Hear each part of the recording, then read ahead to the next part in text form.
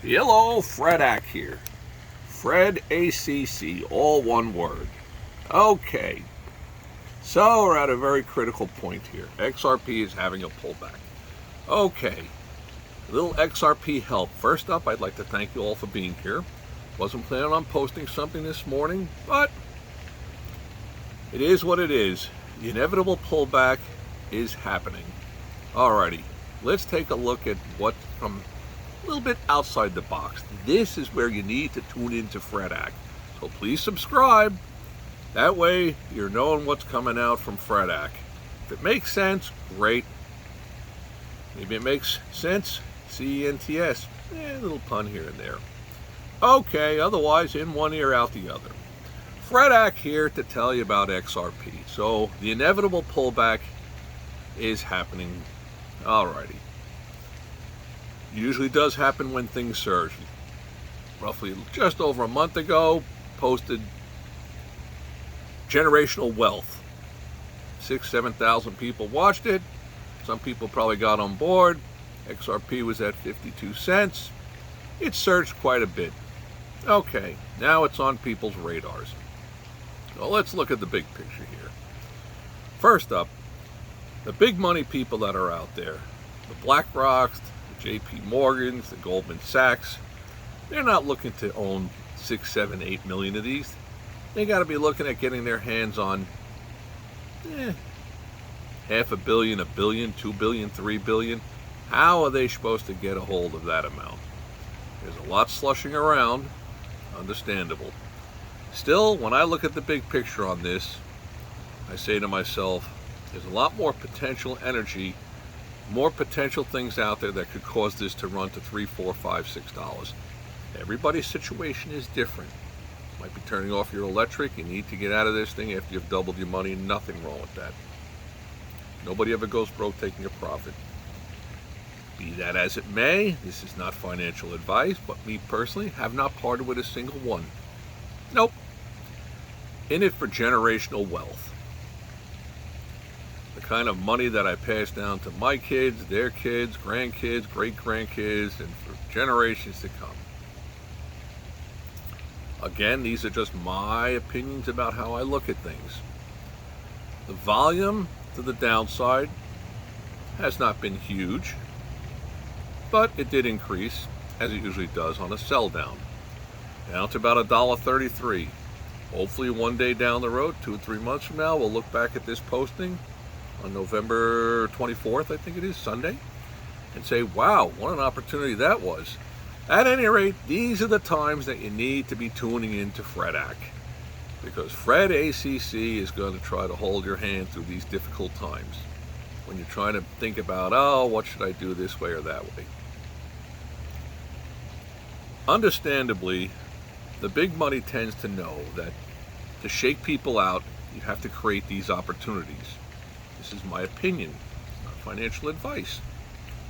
Because there's people that are out there, individuals that own this, that'll say, well, this runs back to 155, 158, 160. I'm getting out. Okay. And that's probably going to become the next resistance level. If you see it go through 160, it's probably going through $2. It may not happen. It might keep dropping down. The government could come out with some major negative news to try to thwart all of this, put an axe to it all. Got to understand, the U.S. government is the reserve currency of the world. Do they want to see things shift from paper money to crypto money? Probably not. In one of my past postings, I did give a certain amount of airtime to the U.S. money being the reserve currency of the world. I'll very briefly jump into that.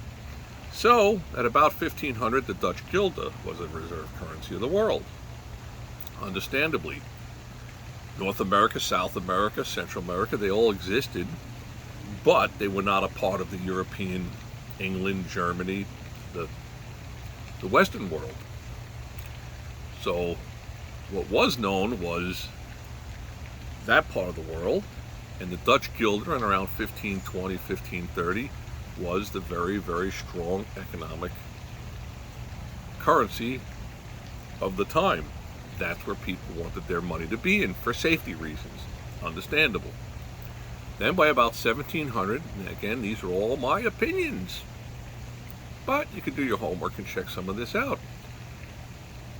The English Navy had widened their spectrum of the world to many, many different points around the globe, of what was known as the globe, of what was known of the globe. And so the Dutch pound, the English pound sterling became the reserve currency of the world. It was the most stable. That held until about World War I. By World War II, with the Bretton Woods Agreement, the U.S. currency became the reserve currency of the world, partly based on the huge Industrial Revolution explosion that we had in the United States from about 1880 to about 1920. Henry Ford, the assembly line, all the different things. There was so much resources here, land size, resources, human population for the labor issue. So in the 1920s and 30s and 40s, the U.S. made quality products. U.S. money was highly revered. Other currencies around the world, if there was some kind of a political happening in the regime, money could fluctuate 10%. Big, well, everyone didn't want their money to be fluctuating 10%, not up, not down, or 30 or 40 or 50% overnight. So the U.S. currency became the go-to money. I personally believe that the time has come with technology for that to begin to change. We've had the FTX explosion. We've had some other different major negative newses. If this was not going to be the future, it probably would be happening already. My personal belief is that is Bitcoin the thing to be? Not really sure about that. XRP, to me, it seems like it's designed to be the perfect fit. And it seems to me that the management that's in place at XRP, at Ripple, is thinking the long-term game. They're not thinking short-term, how can we just profit from this, now, in the next 6 months, in the next year, and get out and run. No, doesn't seem that way to me, but I've been known to be wrong. It happens. At any rate, that's my XRP hand-holding for the day. So please subscribe, hit the likes button, smash the likes button. Any comments you might have, just ask. There's going to be some other very interesting postings that we're going to put on here about the economy, the global economy, where I think things are going. But for right now, there's probably a concern about XRP and the pull down that it's having. So that's why I felt compelled to get out here and put a posting out here. That way, the people that are subscribing can go in there, take a peek at it, say, okay, very interesting. Personally, I think there's a lot more upside potential to this than there is to the downside.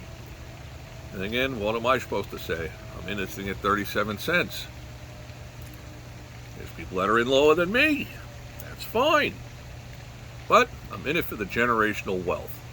So my thinking would be if you pass $1.50, $1.55, $1.58, there'll be some resistance of sellers, the individuals that are like, you know what? Maybe I should just get out here. After that, probably $2 is the target. Probably need some kind of a positive news to make that happen. But there's so many potential positive newses out there on the horizon. I just see so much more upside potential than downside potential. But always got to be aware of the downside potential. Alrighty. I want to thank you all for being here. Hope you subscribe. May all your days be winning ones. Have a great day.